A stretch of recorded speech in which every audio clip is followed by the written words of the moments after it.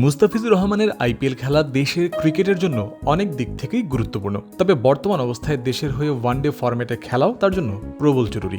একথাও তো সমান সত্য।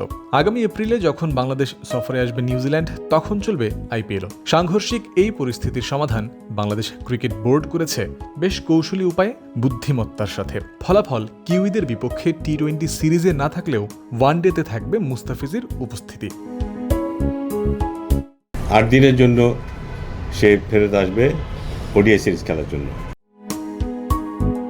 বাংলাদেশের ক্রিকেটের ভক্ত সমর্থক বলুন অথবা মুস্তাফিজের অনুরাগী, অনেকের মনেই এক্ষেত্রে প্রশ্ন আসতে পারে, এই 8 দিনে আইপিএলের কতগুলো ম্যাচ মিস করতে পারেন মুস্তাফিজ? এই মুহূর্তে সংখ্যাটা নিশ্চিত করে বলার কোনো উপায়ই নেই, যার পেছনে রয়েছে দুটি কারণ।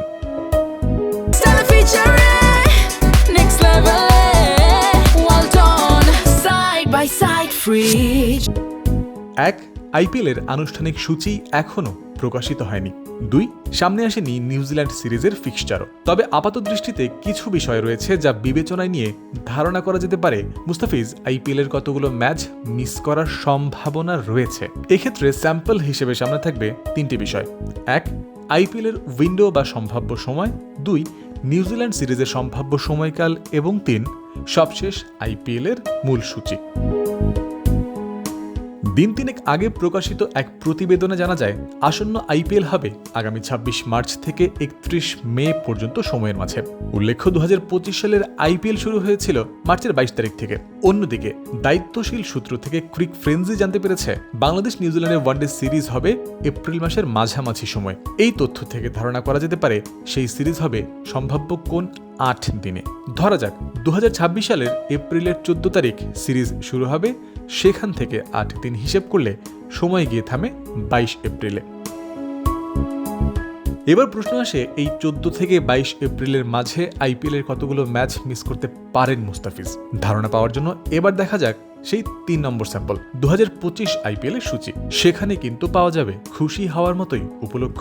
কেননা গতবার 14 এপ্রিল থেকে 25 এপ্রিলের মাঝে 11 দিনে মাত্র 2টি ম্যাচ খেলেছিল Kolkata Knight Riders. 15 April new চণ্ডীগড়ে তারা খেলেছিল পাঞ্জাব কিংসের বিপক্ষে। 21 এপ্রিল নিজেদের ঘর ইডেন গার্ডেন্সে খেলেছিল গুজরাট টাইটান্সের বিপক্ষে।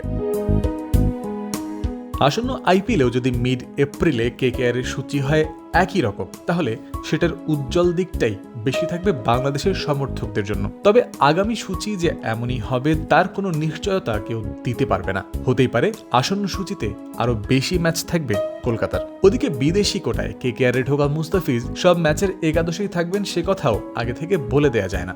যদিও এইটুকু অন্তত বলা যায়, একাদশে খেলানোর ক্ষেত্রে মুস্তাফিজ থাকবেন কলকাতার প্রায়োরিটি লিস্টের একেবারে শুরুর দিকেই।